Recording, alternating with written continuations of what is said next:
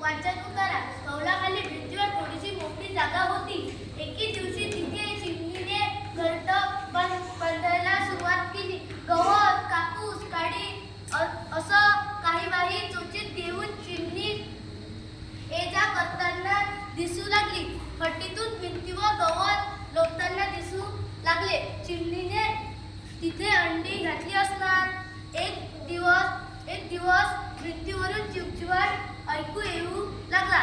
चिमणीची पिले दिवसभर ओरडायची. चिमणी पिलांना भरवायची.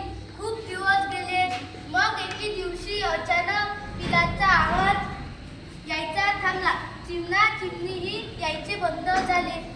शिडी लावून भिंतीवर पाहिले तर काय घरटे रिकामे.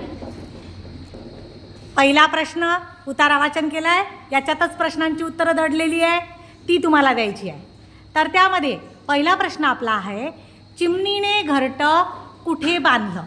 कौलाखाली भिंतीवर चिमणीने घरटे बांधले. बस जाग्यावर. दुसरा प्रश्न वाचून दाखवा. आरो प्रश्न पटकन. चिमणी घरटं बांधायला काय जमवलं? चिमणीने घरटं बांधायला गवत, काडी, कापूस जमवलं. तिसरा प्रश्न. चिमणीने घरटं कशासाठी बांधले असेल? चिमणीने घरटे पिलांसाठी व अंडी घालण्यासाठी बांधले. पुढचा प्रश्न. पिलांचा जन्म झाला हे गोष्टीतील कोणत्या वाक्यावरून समजते?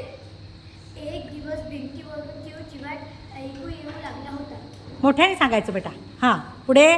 पिलांचा चिवचिवाट एकदम बंद का झाला असेल? पिलांचा चिवचिवाट पिले मोठी झाली व ती उडून गेली म्हणून चिवचिवाट बंद झाला. छान.